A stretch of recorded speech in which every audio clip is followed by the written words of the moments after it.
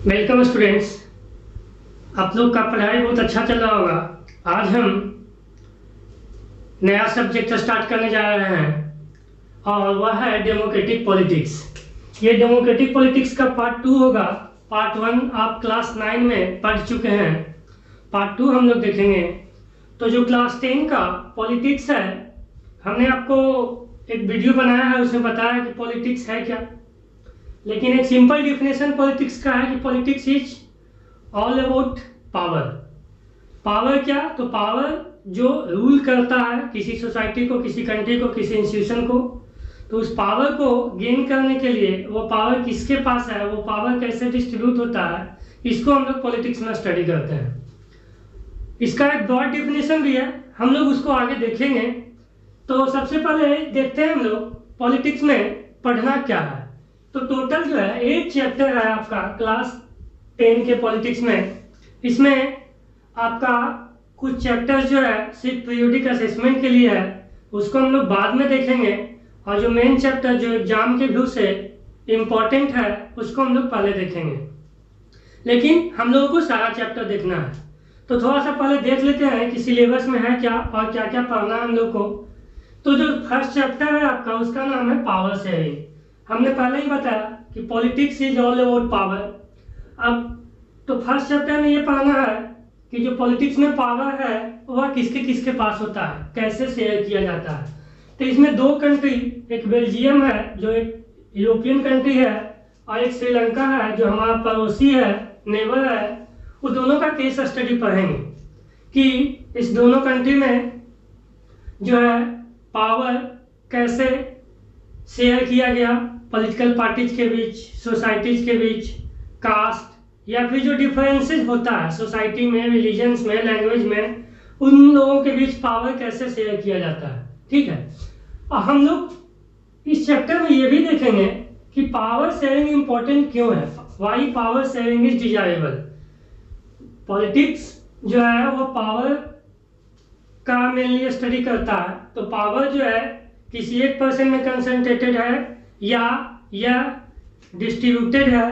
तो अगर power distributed होता है तो वह क्यों होता है, इसको हम लोग देखेंगे पावर शेयरिंग चैप्टर में। और उसके बाद देखेंगे फॉर्म्स ऑफ पावर शेयरिंग। जैसे फॉर्म्स ऑफ पावर शेयरिंग में हम लोग को देखना है कि पावर जो है आपका हॉरिजॉन्टल लेवल पर डिस्ट्रीब्यूट होता है। जैसे आपका पढ़े होंगे लेजिस्लेचर, एग्जीक्यूटिव, जुडिशियरी, ये तीनों जो है, तीनों के पास डिफरेंट पावर होता है और चेक एंड बैलेंस का काम करता है। चेक एंड बैलेंस कहने का मतलब कोई जो है लिमिटेड पावर एंजॉय नहीं करता है। ये लेजिस्लेचर है, एग्जीक्यूटिव है, जुडिशियरी है। आप एक बार इसको ठीक से समझने का कोशिश कीजिएगा कि लेजिस्लेचर क्या है, एग्जीक्यूटिव क्या है, जुडिशियरी क्या है। हम इसको चैप्टर में जो है डिस्कस करेंगे। उसके बाद एक वर्टिकल डिस्ट्रीब्यूशन ऑफ पावर है। जैसे पावर जो है सेंट्रल गवर्नमेंट के पास होता है, स्टेट गवर्नमेंट के पास होता है। उसके बाद आपका जो सबसे निचले लेवल का गवर्नमेंट है, विलेज हम कह सकते हैं। इंडिया में पंचायती राज है, बेल्जियम में आपका कम्युनिटीज गवर्नमेंट है। अलग अलग कंट्री में अलग अलग हो सकता है, नाम अलग है, काम जो है सेम होता है। उसके बाद पावर जो है आपका different social groups, different religious groups, different political parties के बीच भी शेयर होता है। तो ये सब हम लोग देखेंगे कि पावर शेयरिंग जो है उसके कितने फॉर्म्स है ना। उसके बाद दूसरा चैप्टर है फेडरलिज्म। फेडरलिज्म जो है इसका डिफिनेशन समझिए, फेडरलिज्म होता क्या है। फेडरलिज्म जो है होता क्या है, आप देखते हैं कि यूएसए जो है फेडरल कंट्री है, ठीक है। और डेमोक्रेसी में फेडरलिज्म जो है कैसे इंपॉर्टेंट रोल प्ले करता है। इंडिया भी एक फेडरल कंट्री है। तो इंडिया का जो कॉन्स्टिट्यूशन है, इंडिया में जो कॉन्स्टिट्यूशनल जो आपका प्रोविजंस है, उसमें ऐसा क्या है जो इंडिया को फेडरल कंट्री बनाता है, ये देखेंगे इसमें। उसके बाद फेडरलिज्म को हम लोग कैसे प्रैक्टिस करते हैं, ठीक है। एक डेमोक्रेसी में फेडरलिज्म कैसे प्रैक्टिस होता है, एक गवर्नमेंट में फेडरलिज्म कैसे प्रैक्टिस होता है, ये सब हम लोग देखेंगे। उसके बाद डिसेंट्रलाइजेशन देखेंगे। डिसेंट्रलाइजेशन यही हुआ कि छोटे छोटे पार्ट में बांटना, पावर को एक पर्सन, एक इंस्टीट्यूशन में सीमित ना कर करके इसको हम लोग डिस्ट्रीब्यूट करते हैं पावर को, तो उसी को हम लोग डिसेंट्रलाइजेशन कहते हैं। सेंट्रलाइजेशन का मतलब हुआ पावर जो एक इंस्टीट्यूशन के हाथ में है या एक पर्सन के हाथ में है, ठीक है। लेकिन डिसेंट्रलाइजेशन का मतलब हुआ पावर का डिस्ट्रीब्यूशन। तो इंडिया में डिसेंट्रलाइजेशन देखेंगे कि डिसेंट्रलाइजेशन इंडिया में कैसे हुआ, कैसे प्रैक्टिस किया जाता है, उसका क्या फॉर्म्स है, ठीक है, और यह कितना इम्पोर्टेंट है हमारे लिए। उसके बाद थर्ड चैप्टर हमारा, उसका नाम है डेमोक्रेसी एंड डाइवर्सिटी। देखिए डेमोक्रेसी जो है वह ऑल ओवर डाइवर्सिटी है, और डाइवर्स कंट्री में डेमोक्रेसी जो है वह एक मेजर फॉर्म्स ऑफ गवर्नमेंट हो सकता है, ठीक है। अदर फॉर्म्स ऑफ गवर्नमेंट जो है उतना आपका प्रैक्टिकेबल नहीं है, ठीक है। तो ये चैप्टर आपका ऐसे एग्जाम में नहीं पूछ रहा है, ये पीरियोडिक असेसमेंट के लिए है। इस चैप्टर को हम लोग लास्ट में देखेंगे, है ना। तो इसमें पढ़ना क्या है, इसमें मेक्सिको का एक केस स्टडी दिया है। इसमें हम लोग मेक्सिको के बारे में पढ़ेंगे कि वह एक कैसे डाइवर्सिटी को जो है एकोमोडेट किया है।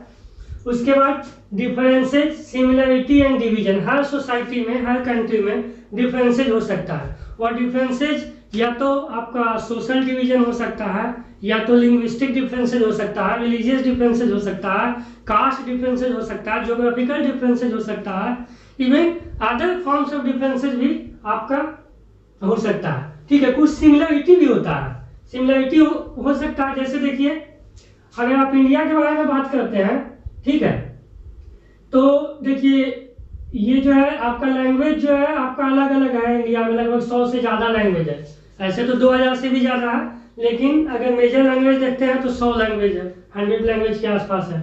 अब उसमें भी देखते हैं कि आपका अलग अलग रीजन में जो है आपका सेम रिलीजन है लेकिन लैंग्वेज डिफरेंट है, सेम रिलीजन है लेकिन लैंग्वेज डिफरेंट है। तो ये हो गया आपका सिमिलरिटी। जैसे पंजाब है तो यहाँ लोग पंजाबी बोलते हैं, ठीक है, कहीं दूसरा जगह भी पंजाबी लोग रहते हैं, वो अच्छा हिंदी बोलते हैं, ठीक है। तो आप देखेंगे इसको कि इसमें कुछ सिमिलरिटी भी होता है। और उसके बाद हम लोग देखेंगे कि ये कैसे जो है डिविजन क्रिएट करता है ना, डिवीजन का बेसिस क्या होता है ये। उसके बाद पॉलिटिक्स ऑफ सोशल डिवीजन, ये कैसे वर्क करता है, ठीक है। सोशल डिवीजन जो है पॉलिटिक्स में कैसे इंपॉर्टेंट रोल प्ले करता है, और कैसे सोशल डिवीजन के थ्रू जो है आपका पावर जो है गेन किया जाता है, ठीक है। जो नेक्स्ट चैप्टर है वह है आपका फोर्थ चैप्टर, जिसका नाम है जेंडर, रिलीजन और कास्ट। जेंडर जो है मेनली दो है, ऐसे 3 मान के चलिए, ठीक है, मेल और फीमेल, ठीक है, एक और जो है अनडिफाइंड, आप उसको कर दीजिए। तो जेंडर जो है वह पॉलिटिक्स को हम लोग रिलेट करेंगे जेंडर से। उसके बाद कास्ट है, कास्ट को पॉलिटिक्स से रिलेट करेंगे, ठीक है। जेंडर जो है पॉलिटिक्स में कैसे इंपॉर्टेंट रोल प्ले करता है, जेंडर जो है उसको पावर कैसे एकोमोडेट किया जाए, कास्ट को कैसे पावर एकोमोडेट किया जाए। पावर करने का मतलब उनको रिप्रेजेंट करना, उनको रिप्रेजेंटेशन देना, ठीक है। उसके बाद देखें हम लोग रिलीजन, कम्युनलिज्म एंड पॉलिटिक्स। ये सब जो है छोटा छोटा टर्म है। रिलीजन पॉलिटिक्स में कैसे इंपॉर्टेंट रोल प्ले करता है, कम्युनलिज्म क्या है, पॉलिटिक्स का कैसे जो है, पॉलिटिक्स का जो आपका ग्राउंड है वह कैसे कम्युनलिज्म से चेंज हो सकता है, ये सब हम लोग देखेंगे। 5वां चैप्टर आपका, उसका नाम है पॉपुलर स्ट्रगल्स एंड मूवमेंट। ये भी एग्जाम के व्यू से इम्पोर्टेंट नहीं है, ये पीरियोडिक असेसमेंट के लिए है। इसको भी हम बाद में समय मिलेगा तो देखेंगे, ठीक है। इसमें क्या पढ़ना है, इसमें नेपाल जो है पहले आपका मोनार्की था, ठीक है, अभी वहाँ डेमोक्रेसी है। तो मोनार्की से डेमोक्रेसी या फिर अदर फॉर्म्स ऑफ गवर्नमेंट से डेमोक्रेसी जो है वह कैसे सक्सेसफुल होता है, इसके लिए हम लोग नेपाल एंड बोलिविया का एग्जाम्पल देखेंगे। ये 2 केस स्टडी यहाँ भी हम लोग देखेंगे, ठीक है। उसके बाद हम लोग देखेंगे मोबिलाइजेशन एंड ऑर्गेनाइजेशन। ये जो स्ट्रगल्स होता है, स्ट्रगल सक्सेसफुल होता है जिसका 2 रीजन है।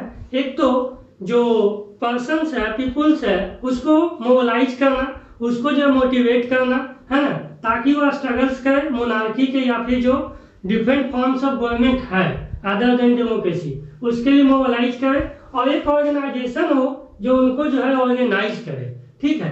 तो हम लोग देखेंगे कि मोबिलाइजेशन है क्या और ऑर्गेनाइजेशन क्या है, और ये कैसे जो है डेमोक्रेसी को सक्सेसफुल बनाता है, ठीक है। उसके बाद हम लोग ये भी देखेंगे कि प्रेशर ग्रुप्स क्या है और मूवमेंट्स क्या है। ये प्रेशर ग्रुप्स और मूवमेंट्स में कोई रिलेशन है या नहीं, ठीक है, दोनों में क्या डिफरेंसेज है, प्रेशर ग्रुप्स मूवमेंट्स को कैसे ऑर्गेनाइज करता है, कैसे गवर्नमेंट पर प्रेशर डालता है, ठीक है, डेमोक्रेसी में क्या रोल है उसका, ठीक है, इसका क्या प्रोज है, क्या कॉन्स है, ये सब हम लोग देखेंगे, ठीक है। उसके बाद आपका जो 6th चैप्टर है उसका नाम है पॉलिटिकल पार्टी। देखिए डेमोक्रेसी में पॉलिटिकल पार्टी एक इम्पॉर्टेंट रोल प्ले करता है, क्योंकि यही पॉलिटिकल पार्टी जो है हम लोगों को अपॉर्चुनिटी और चॉइस प्रोवाइड करता है।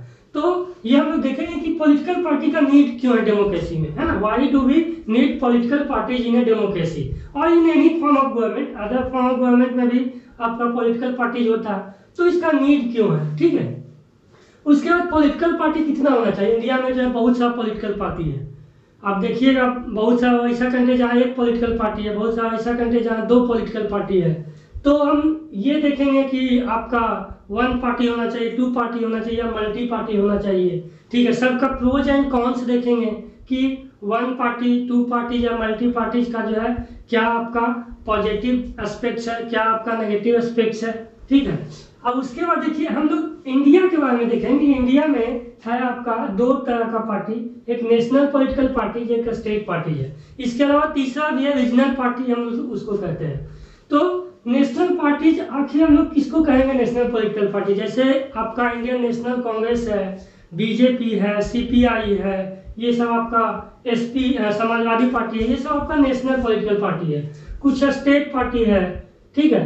तो हम लोग नेशनल पॉलिटिकल पार्टी या स्टेट पॉलिटिकल पार्टीज, ये जो है हम लोग इसका क्या क्राइटेरिया है, हम लोग किसी पार्टी को नेशनल पार्टीज क्यों कहते हैं, स्टेट पार्टीज क्यों कहते हैं, इसका क्या रोल होता है डेमोक्रेसी में, ठीक है। आखिर हम लोग इसको क्यों क्लासीफाई करते हैं। उसके बाद चैलेंजेस देखेंगे कि पॉलिटिकल पार्टी का क्या चैलेंजेस है, ठीक है। उसके बाद हम लोग देखते हैं, आज आप लोग को सुनने को मिलता होगा कि जो है पॉलिटिकल पार्टी जो है आपका वह करप्ट है, करप्शन का मेन रीजन वो है, ठीक है। तो हम लोग देखेंगे कि इसमें क्या रिफॉर्म्स किया जा सकता है। आप ये भी देखते हैं कि जो आपका पॉलिटिकल पार्टीज, जो आप छोटा छोटा पॉलिटिकल पार्टीज आप इलेक्ट करते हैं गवर्नमेंट को, ठीक है, और वो बाद में आके किसी दूसरे पॉलिटिकल पार्टी से मिल जाता है जिसका आइडियोलॉजी भी डिफरेंट होता है। तो ये सब रिफॉर्म्स हम लोग देखेंगे, क्या जो है कॉन्स्टिट्यूशन में, क्या इंडिया में जो है इसका प्रोविजन है, ठीक है। उसके बाद जो 7 चैप्टर है उसका नाम है आउटकम्स ऑफ डेमोक्रेसी। हम लोग डेमोक्रेसी पढ़ लिए, तो डेमोक्रेसी का आउटकम क्या है, ठीक है। तो आउटकम को हम लोग कैसे असेस करते हैं, हम लोग कैसे ये गेस करते हैं कि हमारा जो डेमोक्रेसी है वो सही रास्ते में जा रहा है कि नहीं, ठीक है। उसके बाद हम लोग ये देखेंगे कि अकाउंटेबल गवर्नमेंट क्या होता है, रिस्पॉन्सिव गवर्नमेंट क्या होता है, लेजिटिमेट गवर्नमेंट क्या होता है। हम जो गवर्नमेंट चुनते हैं, इलेक्ट करते हैं, वह जो है हमारे लिए अकाउंटेबल है कि नहीं, रिस्पॉन्सिव है कि नहीं, लेजिटिमेट है कि नहीं, ठीक है। इसके बारे में हम लोग पढ़ेंगे आखिर ये होता क्या है, अकाउंटेबिलिटी, रिस्पॉन्सिबिलिटी एंड जो आपका लेजिटिमेट है, ठीक है। उसके बाद देखिए हम लोग क्लास 10 के इकोनॉमिक्स का फर्स्ट चैप्टर में देखे थे डेवलपमेंट। हमने उस समय आपको बोला था कि डेवलपमेंट और इकोनॉमिक ग्रोथ, डेवलपमेंट का मतलब इकोनॉमिक डेवलपमेंट होता है, लेकिन इसका जो है आपका अलग अलग सब्जेक्ट में अलग अलग टर्म्स होता है। हमने बताया था आपको इसका डिफिनेशन जो है आपका अलग अलग सब्जेक्ट में अलग अलग हो सकता है। तो यहाँ पे जो हम बताए थे कि इकोनॉमिक ग्रोथ और इकोनॉमिक डेवलपमेंट, उसमें डिफरेंसेस क्या है उसको हम लोग यहाँ पे भी डील करेंगे। उसके बाद देखिए इनइक्वालिटी है, पॉवर्टी है। इनइक्वालिटी जो है सोशल इनइक्वालिटी हो सकता है, इनकम इनइक्वालिटी हो सकता है, ठीक है, और भी बहुत तरह का जो है इनइक्वालिटी हो सकता है। तो उसको जो है कैसे खत्म किया जा सकता है, कैसे कम किया जा सकता है, पॉवर्टी को कैसे कम किया जा सकता है, इसमें जो है आपका क्या गवर्नमेंट क्या मेजर्स ले रहा है, इसको हम लोग देखेंगे। उसके बाद जो सोशल डाइवर्सिटीज है, सोशल डाइवर्सिटीज कहने का मतलब चाहे वो रिलीजियस डाइवर्सिटी हो, चाहे वो कल्चरल डाइवर्सिटी हो, चाहे वो आपका कास्ट डाइवर्सिटी हो, लिंग्विस्टिक डाइवर्सिटी हो, तो उसको हम लोग किसी कंट्री में एकोमोडेट कैसे करते हैं। क्योंकि देखिए सबका आइडियोलॉजी डिफरेंट होता है, कोई किसी और बात को मानता है, किसी का आइडिया कुछ होता है, तो हम लोगों को सभी को एकोमोडेट करना है ताकि एक हार्मोनी बना रहे, लोग जो है शांति से रह सके एक ही कंट्री में। तो ये जो है एकोमोडेशन हम लोग पॉलिटिक्स में कैसे करते हैं, डेमोक्रेसी में कैसे करते हैं, इसके बारे में पढ़ेंगे। उसके बाद dignity and freedom of citizens.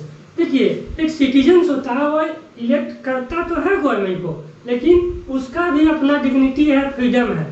तो वह फ्रीडम जो है डेमोक्रेसी में कैसे मिलता है, जैसे आपने फंडामेंटल राइट के बारे में पढ़ा होगा, तो मेनली फंडामेंटल राइट जो है वह कैसे सिटीजन्स को जो है अपना डिग्निटी मेंटेन रखने में हेल्प करता है और उसको एक फ्रीडम प्रोवाइड करता है ताकि जो है वह किसी के कंट्रोल में ना आ सके। इसको हम लोग स्टडी करेंगे। उसके बाद जो लास्ट चैप्टर है उसका नाम है चैलेंजेस टू डेमोक्रेसी। ये भी आपका पीरियोडिक असेसमेंट का ही है, ठीक है। इसको भी हम लोग देखेंगे, ये है भी लास्ट चैप्टर, देखेंगे भी इसको लास्ट में हम।